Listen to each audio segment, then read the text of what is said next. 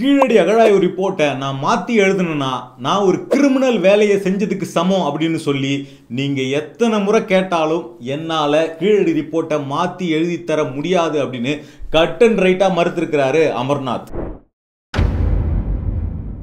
இந்த நேரத்தில் ஒன்றிய அரசினுடைய தொல்லியல் துறை என்ன பண்ணியிருக்கு அப்படின்னு பார்த்தோம்னா, கீழடி அகழாய்வுல பெருசா ஒரு தொடர்ச்சியும் எதுவுமே கிடைக்கல, இதுக்கு மேல அங்க ஆய்வு பண்றதுக்கு ஒண்ணுமே இல்லை, இதை மூடிடலாம் அப்படின்னு சொன்ன PS ஸ்ரீராமன் அவரை கீழடி அகழாய்வினுடைய 3ஆம் கட்ட ஆய்வறிக்கையை சமர்ப்பிக்கிறதுக்கு ஒன்றிய அரசினுடைய தொல்லியல் துறை அனுமதி கொடுத்திருக்கு. கீழடியுடைய வரலாற்றை மறைக்கிறதுக்கான வேலை பெரிய அளவில் நடத்தப்படுதா அப்படிங்கிற கேள்வி வரலாற்று ஆர்வலர்களால் எழுப்பப்படுது. கீழடி ஆய்வறிக்கையை நீங்க திருத்தி எழுதணும்னு அமர்நாத்துக்கு ஒன்றிய அரசினுடைய தொல்லியல் துறை எழுதினப்ப அது தொடர்பா மௌனம் காத்து வந்த அமர்நாத் இப்போ ரொம்ப வெளிப்படையா பல விஷயங்களை உடைச்சு பேசியிருக்கிறார். என்ன நடக்குது கீழடியை மையப்படுத்தி, கீழடி அகழாய்வு அடுத்த கட்டமா என்ன ஆக போகுது விரிவா பார்ப்போம் இந்த வீடியோல. வணக்கம், இது யூட்டன், நான் விவேகானந்தன். யூட்டன் அப்படிங்கிறது பொய் செய்திகளை முறியடிக்கிறதுக்காகவும் வெறுப்பை வீழ்த்துறதுக்காகவும் சுதந்திரமாக நடத்தப்படுற ஒரு சுதந்திர ஊடகம். இது எந்த ஒரு அரசியல் கட்சியினுடைய நிதியிலும் நடத்தப்படுற ஊடகம் கிடையாது. மக்களாகிய நீங்க கொடுக்குற பணத்திலையும் யூடியூப், கூகுள் ஆட்ஸ் மாதிரி வரக்கூடிய பணத்திலையும் தான் இந்த ஊடகம் நடத்தப்படுது. யூட்டன் செய்யற இந்த வேலை முக்கியமானது, இது சரியா இருக்குது அப்படின்னு நீங்க நினைச்சீங்கன்னா ஸ்கிரீன்ல தெரிகிற இந்த QR கோட் மூலமா உங்களால முடிஞ்ச டொனேஷன் அனுப்பி யூட்டனுடைய வளர்ச்சிக்கு உதவலாம். இந்த QR கோடை ஸ்கேன் பண்றதுல ஏதாவது சிக்கல் இருந்தது அப்படின்னா இந்த வீடியோக்கு கீழே டிஸ்கிரிப்ஷன்ல சப்போர்ட் அவர் ஃபேக்ட் செக் இனிஷியேட்டிவ்ஸ் அப்படின்னு ஒரு லிங்க் இருக்கு. அந்த லிங்கை கிளிக் பண்ணியும் நீங்க உங்களால முடிஞ்ச டொனேஷனை அனுப்பி வைக்கலாம். கீழடி அகழாய்வினுடைய வரலாறு என்ன, அது எப்போது தொடங்கப்பட்டுச்சு, அதில் கிடைத்திருக்கக்கூடிய பொருட்கள் என்ன, கீழடி அகழாய்வு குறித்த அறிக்கையில அமர்நாத் ராமகிருஷ்ணா சொல்லக்கூடிய முக்கியமான அம்சங்கள் என்ன, இப்படின்லாம் ஒரு டீட்டெயிலான வீடியோவை நம்ம ஏற்கனவே யூட்டன்ல போட்டிருக்கோம். நீங்க ஸ்கிரீனுக்கு மேலே தெரிகிற அந்த லிங்கை கிளிக் பண்ணீங்கன்னா அந்த வீடியோவை நீங்க பார்க்கலாம். இப்போ நம்ம விஷயத்துக்குள்ள போலாம். கீழடி அகழாய்வை பொறுத்த வரைக்கும் 2014 இருந்து 16 வரைக்கும் 2 ஆண்டுகள் பார்த்தோம்னா அமர்நாத் ராமகிருஷ்ணா அங்க அகழாய்வை மேற்கொண்டார். அதுக்கு பிறகு அவர் டிரான்ஸ்ஃபர் பண்ணப்பட்டார். இதெல்லாம் நமக்கு தெரியும். அந்த 2 கட்ட அகழாய்வுக்கான அறிக்கையை வேறு ஒருத்தரை வைத்து எழுதுவதற்கான முயற்சி நடந்தது. ஆனா அதுக்கப்புறம் நீதிமன்ற தலையீட்டின் பேர்ல, நீதிமன்ற உத்தரவின் பேர்ல அமர்நாத் தான் அந்த அறிக்கையை எழுதணும் அப்படின்னு நீதிமன்றம் சொன்னதின் பேர்ல அமர்நாத் அந்த அறிக்கையை எழுதி 2023 ஆய்வறிக்கையை சமர்ப்பிச்சாரு தொல்லியல் கழகத்துக்கிட்ட. அதற்கு பிறகு 2 வருடம் அதன் மீது எந்த கருத்தையும் தெரிவிக்காம அமைதியா எந்த பதிலையும் சொல்லாம இருந்த ஒன்றிய அரசு இப்போ சமீபத்தில் பார்த்தோம்னா அந்த அறிக்கையில நீங்க திருத்தி கொடுக்கணும், அதுல இருக்கக்கூடிய ஃபைண்டிங்லாம் எக்ஸாக்டா இல்ல, இதுல இருக்கக்கூடிய ஆதாரங்கள் போதுமானதா இல்ல அப்படின்னு சொல்லி ஒன்றிய அரசு அந்த அறிக்கையை திருத்த சொல்லி அமர்நாத் ராமகிருஷ்ணாவுக்கு திருப்பி அனுப்பிச்சாங்க. அந்த அறிக்கையில அமர்நாத் ராமகிருஷ்ணா பார்த்தோம்னா கீழடியினுடைய காலத்தை 3 கட்டங்களா பிரிச்சிருந்தார். கீழடி உருவாகிறதுக்கு தேவையான தொடக்க காலம் அப்படிங்கிறத அவர் என்ன சொல்லியிருந்தார் அப்படின்னா கிமு 800 இருந்து 500 வரைக்குமான காலகட்டம் அப்படின்னு சொல்லியிருந்தாரு. அடுத்ததா அது வளர்ச்சி அடைந்து ஒரு நகர நாகரிகமாக விளங்கிய காலகட்டம் அப்படின்னு சொல்லிட்டு கிமு 500 இருந்து 1 வரைக்கும் அப்படின்னு சொல்லியிருந்தாரு. அடுத்ததா பார்த்தோம்னா கீழடியினுடைய இறுதி காலகட்டம் அப்படிங்கிறது கிமு 1 இருந்து கிபி 3ஆம் நூற்றாண்டு வரைக்கும் அப்படின்னு அவர் அந்த அறிக்கையில குறிப்பிட்டிருந்தார். சோ அவர் குறிப்பிட்டதன் அடிப்படையில கீழடியினுடைய காலம், தொடக்க காலம் அப்படிங்கிறது கிமு 800 இருந்து கிமு 500 அப்படின்னா அதை என்னவா நம்ம சொல்லலாம் அப்படின்னா 2500 இருந்து 2800 ஆண்டுகள் கீழடி பழமையானது அப்படின்னு அவர் குறிப்பிட்டிருக்கார். ஸோ இந்த 2500 இருந்து 2800 அப்படிங்கிற காலத்தை தான் ஒன்றிய அரசு ஏற்றுக்க முடியாது, அதுக்கான போதுமான ஆதாரங்கள் இல்லை அப்படின்னு சொல்றாங்க. ஆனா ஒன்றிய தொல்லியல் துறையினுடைய இந்த கிளைமை அமர்நாத் கடுமையா மறுக்கிறார். தொல்லியல் துறையினுடைய விதிகளின்படி, அதுல சொல்லப்பட்டிருக்கக்கூடிய ரூல்ஸின் படி, அதுல சொல்லப்பட்டிருக்கக்கூடிய வழிமுறைகளை பயன்படுத்தி முழுமையாக செய்யப்பட்டது கீழடியினுடைய ஆய்வு. அதுல எக்ஸாக்டா என்னென்ன முறைகள்ல செய்யப்பட்டதோ எல்லாத்தையும் நாங்க ஆய்வுகள்ல குறிப்பிட்டிருக்கிறோம். ஆனா இதுல பார்த்தோம்னா இதுல போதுமான ஆதாரம் இல்லை அப்படின்னு சொல்லி மாத்தி எழுதுங்க அப்படின்னு சொல்றதுங்கிறது ஏத்துக்க முடியாதது. இப்படி இதுவரைக்கும் எந்த அகழாய்விலும் நடந்தது கிடையாது. அகழாய்வினுடைய அறிக்கை குறித்தான விவாதத்தில் பேசும்போது அவங்க இதெல்லாம் மாற்றலாம் அப்படின்னு சொல்லுவாங்க. அது மாற்றலாமா வேணாமான்னு ஒரு உரையாடல் நடக்கும். இதுதான் நடந்திருக்கே தவிர ஒரு எழுத்துப்பூர்வமான ஒரு கடிதத்தை அனுப்பி நீங்கள் இதை மாற்றி ஆகணும் அப்படின்னு எந்த விவாதமுமே இல்லாமல் சொல்கிறது அப்படிங்கிறது இப்போ தான் முதல் முறையாக நடக்குது. இதை நான் மாற்ற முடியாது அப்படிங்கிறது அமர்நாத் ராமகிருஷ்ணனுடைய வாதமாக இருக்குது. அதே மாதிரி அவர் என்ன சொல்கிறாரு அப்படின்னு பார்த்தோம்னா, அவங்க கேட்ட விளக்கங்களுக்கு நான் பதில் கொடுத்துட்டேன். இதுக்கு மேலே உங்களுக்கு சந்தேகங்கள் இருக்குது, அகழாய்வில் சந்தேகம் இருக்குது அப்படின்னா தவறு கிடையாது, உங்களுக்கு இருக்கலாம். ஆனால் அந்த சந்தேகத்தை நீங்கள் எப்படி நிவர்த்தி பண்ண முடியும்னா, என்ன அறிக்கையை திருத்தி எழுத சொல்லி நிவர்த்தி பண்ண முடியாது. அகழாய்வை மறுபடியும் நடத்தி நீங்க காலத்தை தீர்மானிங்க. என்னுடையது தப்பு அப்படின்னா அகழாய்வை நீங்க திரும்ப நடத்துங்க.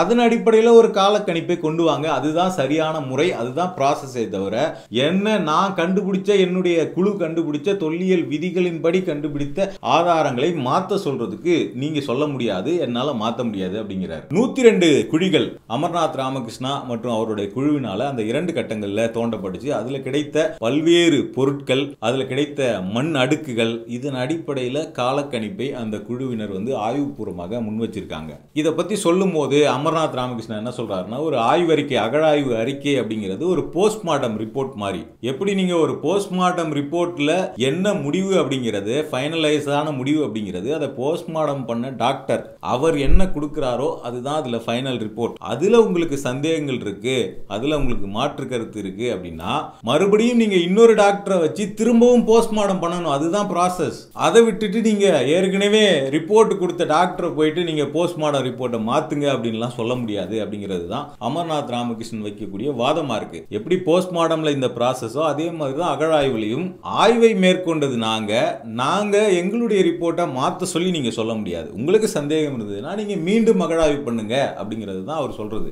இல்ல நானே அதை திருத்தி கொடுக்கணும், நான் தான் அதை திருத்தணும் அப்படின்னா எனக்கு மீண்டும் அகழாய்வு பண்றதுக்கான வாய்ப்பு கொடுங்க, அப்பதான் நான் திருத்த முடியுமே தவிர நான் எழுதுனதை கையால என்னால திருத்த முடியாது. அது தவறான முறை, அது ஒரு கிரிமினல் ஆக்டிவிட்டிக்கு சமம். அந்த கிரிமினல் ஆக்டிவிட்டியை என்னால பண்ண முடியாது. ஆதாரபூர்வமாக ஆய்வுபூர்வமாக சொல்லப்பட்ட அந்த காலக்கணிப்பை தவறு அப்படின்னு என்னால் திருத்தி மாற்றி கொடுக்க முடியாது. அது ஒரு கிரைம் அப்படிங்கிறது தான் அவர் வைக்கக்கூடிய வாதம். அதே மாதிரி இந்த அகழாய்வு மேலே எதுவுமே விமர்சனங்களே வைக்கக்கூடாது அப்படிங்கிறதை அமர்நாத் ராமகிருஷ்ணா எங்கேயுமே சொல்லலை. இதன் மேலே உங்களுக்கு விமர்சனம் இருந்தால் தாராளமாக வைங்க, அதுதான் அடுத்த கட்ட அகழாய்வுக்கான வழிகாட்டியாக இருக்கும். ஆனால் விமர்சனங்கள் வைக்கிறதுக்கு பதிலாக ரீரைட் பண்ணணும், மாற்றணும் அப்படின்னு சொல்ல முடியாது அப்படிங்கிறது தான் சொல்கிறார். அப்போ இதுவரைக்கும் அகழாய்வு பண்ணவர்கள் யாருமே அவங்களுடைய ஆய்வறிக்கையை மாற்றியதில்லை அப்படின்னும் போது கீழடி விவகாரத்தில் மட்டும் அமர்நாத் ராமகிருஷ்ணா மட்டும் எதற்காக மாற்றுவதற்காக அழுத்தம் தரப்படுகிறது, அந்த அறிக்கையை மாற்ற சொல்லி எதற்காக அழுத்தம் தரப்படுகிறது அப்படிங்கிறது தான்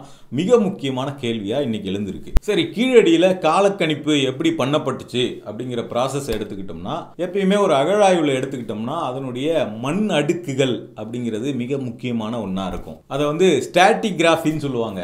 மண்ணினுடைய தன்மை, நிறம், இப்படி பல கேரக்டர்ஸை வச்சு பார்த்தோம்னா லேயர்ஸா பிரிப்பாங்க. ஒரு குழியை தோண்டும் போது அதுல லேயர்ஸ் பிரிக்கப்படும். இப்போ இந்த ஸ்கிரீன்ல தெரிகிற படத்தை பார்த்தோம்னா நீங்க கீழடியில அந்த லேயர்ஸ் பிரிக்கப்பட்டிருக்கிறத நீங்க தெளிவா பார்க்கலாம். அதுல 1, 2, 3, 4ன்னு சொல்லிட்டு எண்கள் போடப்பட்டு அந்த லேயர்ஸ் பிரிக்கப்பட்டிருக்கிறத நம்மளால பார்க்க முடியும்.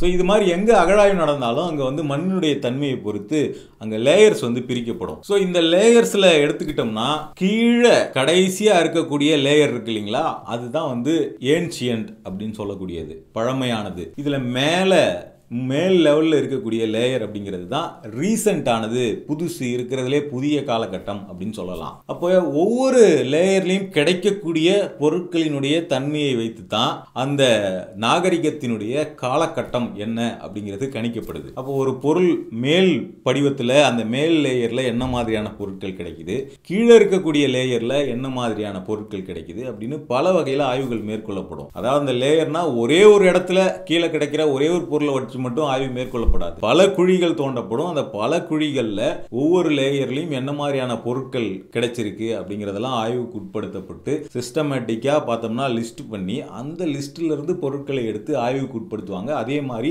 அந்த மண் அடுக்குகளினுடைய தன்மையையும் ஆய்வுக்கு உட்படுத்துவாங்க. அதிலிருந்து கிடைக்கக்கூடிய கரிம பொருட்கள் அதை கார்பன் டேட்டிங்க்கு உட்படுத்துவாங்க. அப்போ ஒரு நாகரிகத்தினுடைய காலக்கணிப்பை அகழாய்வு மூலமா கண்டுபிடிக்கிறது அப்படிங்கிறது எப்படி செய்யறாங்க அப்படின்னா இந்த 3 அடிப்படைகளில் செய்யறாங்க. இதை அமர்நாத் ராமகிருஷ்ணாவே சொல்றாரு. முதல்ல மண் அடுக்குகளினுடைய தன்மை, அதனுடைய காலம், அதுக்கடுத்து அந்த லேயர்ல கிடைக்கக்கூடிய பொருட்களினுடைய பண்பாட்டு கூறுகளினுடைய தன்மை, அதனுடைய காலம், மூன்றாவது கரிம பொருட்களினுடைய கார்பன் டேட்டிங். இந்த AMS டேட்டிங்னு சொல்லக்கூடிய அந்த கார்பன் டேட்டிங் வந்து அறிவியல் பூர்வமாக செய்யப்படுறது. ஸோ இந்த 3ஐயும் சேர்த்து தான் காலக்கணிப்பு செய்ய முடியும். இதுல AMS டேட்டிங் மட்டுமோ இல்ல வந்து ஓடுகள் கிடைக்கிறது, பொருட்கள் கிடைக்கிறத வச்சு மட்டுமோ இல்ல மண்ணுடைய தன்மை மட்டுமோ வச்சு நம்மளால வந்து காலக்கணிப்பு செய்ய முடியாது. இது 3ஐயும் ஒப்பிட்டு இதன் அடிப்படையில் காலக்கணிப்பு வந்து கொடுக்கிறது தான் ஒரு அகழாய்வினுடைய நடைமுறை. அப்போ ஒரு அகழாய்வுல என்னென்ன பொருட்கள்லாம் கிடைக்குதோ அது எல்லாத்தையுமே, அது எந்த லேயர்ல கிடைச்சது, எல்லா விவரங்களையும், அது என்ன தன்மையில் இருக்குது, எல்லா விவரங்களையும் வந்து ஆவணப்பூர்வமா வந்து நோட் பண்ணுவாங்க. அதே மாதிரி வரைபடங்கள் உருவாக்கப்படும். என்ன லேயர்ல கிடைச்சிருக்கு, என்ன மாதிரி கிடைச்சிருக்குங்கிற எல்லா மாதிரி வரைபடங்கள் உருவாக்கப்படும்.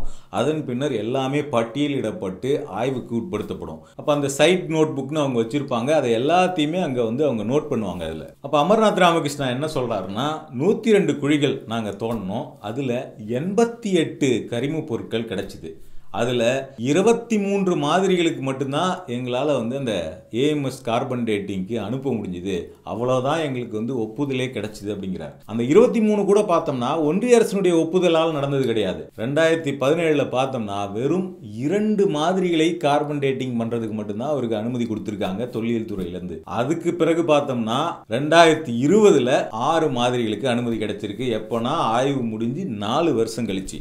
ஒரு கரிம பொருளை ஆய்வுக்கு உட்படுத்தும் போது அது தோண்டி எடுக்கப்பட்ட உடனே ஆய்வுக்கு உட்படுத்தணும். அதை வந்து 4 வருஷம் 5 வருஷம் கழிச்சு ஆய்வுக்கு உட்படுத்தும் போது அதனுடைய ரிசல்ட் அப்படிங்கிறது தவறாக வர்றதுக்கான எல்லா பாசிபிலிட்டியும் இருக்கு அப்படிங்கறத அமர்நாத் ராமகிருஷ்ணா குறிப்பிடுறார். அப்ப வெறும் 6 மாதிரிகளுக்கு கார்பன் டேட்டிங் பண்றதுக்கான அனுமதியே வந்து பார்த்தோம்னா 4 வருடம் கழிச்சு தான் அவருக்கு கிடைச்சிருக்கு. இதுக்கிடையில பார்த்தோம்னா தமிழ்நாடு அரசினுடைய தொல்லியல் துறை இவங்க தனியா பார்த்தோம்னா இன்னொரு 10 மாதிரிகளுக்கான பொறுப்பு ஏற்றிருக்காங்க.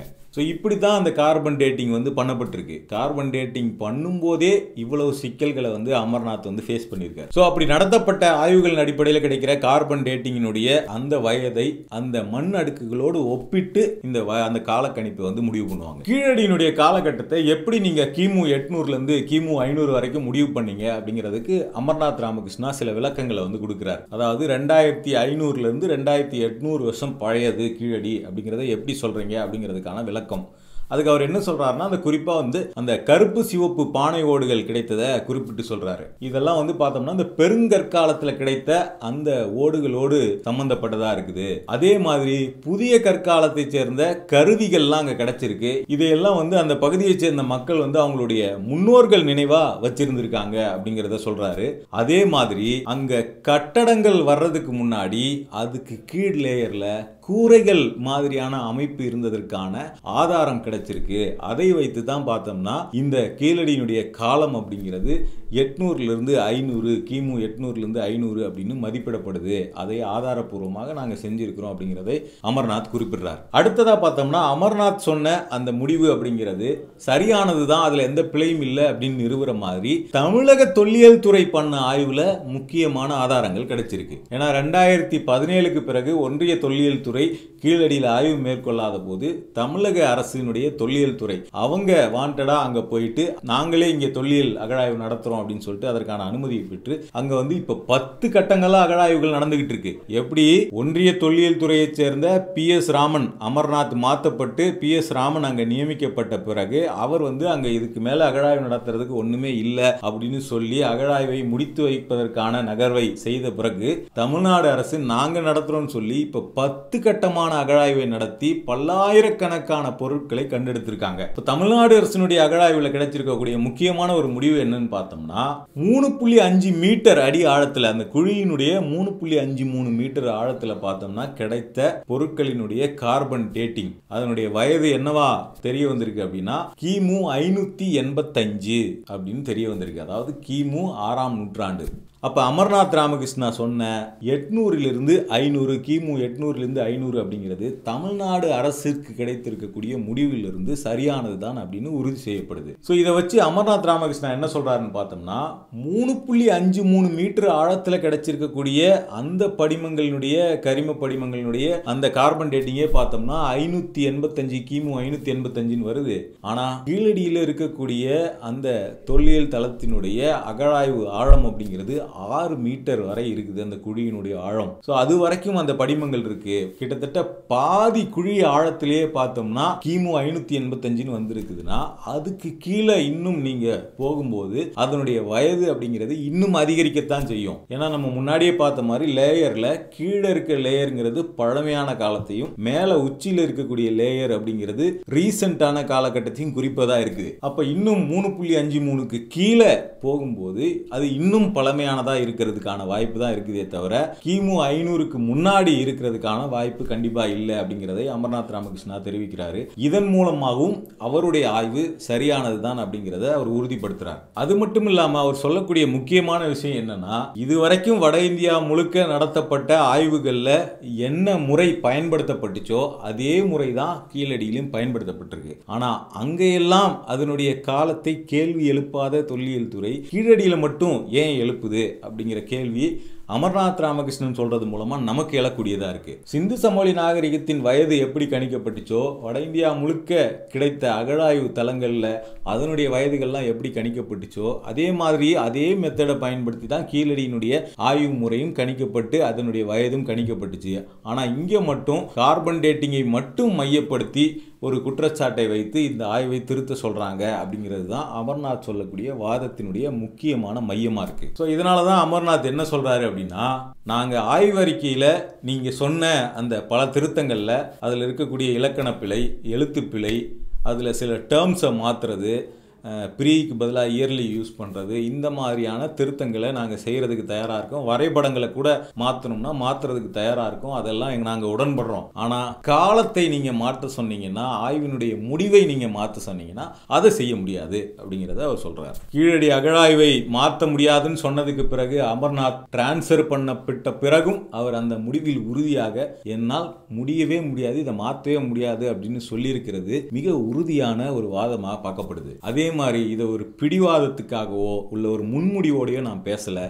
எல்லா இடத்துலையும் என்ன முறைகள் பயன்படுத்தப்பட்டதோ அந்த முறைகளை சயின்டிஃபிக்காக பயன்படுத்தி நாங்கள் ஒரு ஆய்வுகளை மேற்கொண்டு இருக்கிற போது அதை நீங்க புதுசா தோண்டியோ அகழாய்வு பண்ணியோ அது தப்புன்னு நிறுவலாமே தவிர என்னை முடிவை மாற்ற சொல்லி நீங்க சொல்லக்கூடாது அப்படிங்கிறது தான் அவர் வைக்கக்கூடிய வாதம். ஸோ 2 கட்ட அகழாய்வுக்கான வாதத்துல இப்படிப்பட்ட பஞ்சாயத்து போயிட்டு இருக்கும்போது தான் 3வது கட்ட அகழாய்வு பண்ண வந்தார் இல்லைங்களா அந்த PS ஸ்ரீராமன் அவர் வந்து ரிட்டையர்ட் ஆயிட்டார். இப்போ 3வது அகழாய்வுக்கான அந்த ஆய்வறிக்கையை அவர் தான் எழுத போறார். இதே அமர்நாத் பார்த்தோம்னா அவர் டிரான்ஸ்ஃபர் பண்ணப்பட்ட பிறகு அந்த ஆய்வறிக்கையை வேற ஒருத்தரை வச்சு எழுதுறதுக்கு தொல்லியல் துறை வேலை பார்த்தது. ஆய்வை பண்ணது அமர்நாத் ராமகிருஷ்ணாவும் அவரோட குழுவும். ஆனா ஆய்வு அறிக்கையை எழுதுறதுக்கு வேறு ஒருத்தர் நியமிக்கப்பட்டார். இறுதியா நீதிமன்ற தலையீட்டின் பேர்ல தான் வந்து பார்த்தோம்னா அமர்நாத்தே திருப்பி அந்த ஆய்வு அறிக்கையை எழுதுறதுங்கிறது உறுதியாச்சு. இப்போ இந்த இடத்துல மட்டும் பார்த்தோம்னா 3வது அகழாய்வு வந்து பண்ண அந்த PS ஸ்ரீராமன் இருக்காரு இல்லைங்களா அவர் ரிட்டையர்ட் ஆன பிறகும் அவரே வந்து இந்த ஆய்வை எழுதுறதுக்கு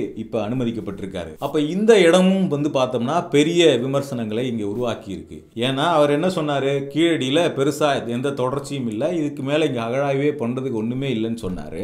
அவர் வந்து இந்த ஆய்வறிக்கையை இப்ப எழுத போறாருன்னா அதுக்கு பிறகு தமிழ்நாடு தொல்லியல் துறை அங்க 10 கட்டங்களா அகழாய்வு நடத்தி பல கார்பன் டேட்டிங்ல பல விஷயங்களை கொண்டு வந்திருக்கு. ஆயிரக்கணக்கான பொருட்களை கொண்டு வந்திருக்காங்க. அப்ப இவ்வளவு விஷயங்கள் அங்க இருக்கும்போது எந்த தொடர்ச்சியுமே இல்லை அப்படின்னு சொன்ன PS ஸ்ரீராமன் கீழடி ஆய்வறிக்கையை எழுதினார் அப்படின்னா அந்த ஆய்வறிக்கை என்னவா வரும் அப்படிங்கிறது மிக முக்கியமான கேள்வியா எழுந்திருக்கு. அப்ப கீழடியினுடைய வயதை மறைப்பதற்கு கீழடி நாகரிகத்தினுடைய தொன்மையை மறைப்பதற்கான ஒரு வேலை ஒன்றிய அரசால் செய்யப்படுகிறதா அப்படிங்கிற கேள்விதான் தமிழ்நாட்டினுடைய வரலாற்று ஆர்வலர்கள் எழுப்பக்கூடிய முக்கியமான கேள்வியா இருக்கு. சரி, கீழடி ஆய்வறிக்கையை எதற்காக பாஜக அரசு மறைக்க பார்க்கணும் அப்படிங்கிற ஒரு கேள்வி எழும். அதற்கு வரலாற்று ஆர்வலர்களின் வாதம் என்ன அப்படின்னு பார்த்தோம்னா, கீழடி அகழாய்வுக்கு வயதுக்கு இத்தனை கேள்வியை கேட்கிறாங்க, திருத்தி எழுத சொல்றாங்கல்ல. சிந்து நாகரிகத்தை சரஸ்வதி நாகரிகம் அப்படின்னு சொல்றதுக்கு எந்த அகழாய்வின் எந்த தொல்லியல் ஆய்வின் அடிப்படையில் அந்த பெயர் மாற்றம் அப்படிங்கிறது பண்ணப்பட்டுச்சு அப்படிங்கிற கேள்வியை முன்வைக்கிறாங்க. ஏன்னா இண்டஸ் வேலியினுடைய மியூசியத்திலே பார்த்தோம்னா இப்ப சிந்து சரஸ்வதி நாகரிகம் அப்படின்னு மாத்திர அளவுக்கு போயிட்டாங்க. பார்லிமெண்ட்லயே சிந்து சரஸ்வதி நாகரிகம் சொல்றாங்க. வேத புராணங்களில் இருப்பதாக சொல்லப்படுற சரஸ்வதி நதி அப்படிங்கிறது தவிர சரஸ்வதி நதின்னு ஒன்று இருந்ததாகவோ அது இருந்து வேறு பாதை மாறி போனதாகவோ எந்த தொல்லியல் ஆதாரமும் இதுவரை கிடைக்கல. எந்த ஆதாரமும் இல்லாமலே ஏதோ ஒரு பாதையில ஏதோ ஒன்று சின்னதா ஒன்று அடிபட்டுதுங்கிறத அடிப்படையா மட்டுமே வச்சு எந்த சப்போர்ட்டிவான ஆதாரமும் இல்லாமலே பார்த்தோம்னா சரஸ்வதி நாகரிகம் அப்படிங்கிறத இவங்களால உறுதிப்படுத்த முடியுது. அதே மாதிரி துவாரகா நகரம் இருக்குது கடலுக்கு அடியில்னு சொல்லிட்டு பிரதமர் மோடி கடலுக்குள்ள போயிட்டு வராரு. ஆனா எந்த தொல்லியல் ஆய்வும் அதுக்கான சான்றை கொடுக்கல. ஸோ இப்படி எங்கெல்லாம் வைதீகத்துக்கான புராணங்கள்ல சொல்லப்பட்டிருக்கக்கூடிய குறிப்புகளுக்கான தடயங்கள் இருக்கிறதா அவங்க சொல்றாங்களோ அதையெல்லாம் இருக்கிறதா உறுதிப்படுத்திடுறாங்க. ஆனா உண்மையிலேயே தொல்லியல் ஆய்வுல கிடைச்ச ரிசல்ட்டை பார்த்தோம்னா இவங்க கேள்விக்குள்ளாக்குறாங்க. இதனுடைய காலம் இதெல்லாம் இருக்க முடியாது, இதெல்லாம் எவிடன்ஸ் போதாது அப்படின்னு சொல்லி அதை மறுக்கிறாங்க. ஸோ இதை நம்ம எதோட இணைத்து பார்க்க வேண்டியிருக்கு அப்படின்னா, கீழடியை பொறுத்தவரை வேத புராணங்களில் சொல்லப்பட்டதற்கான எந்த தடயங்களும் அங்கே கிடைக்கல.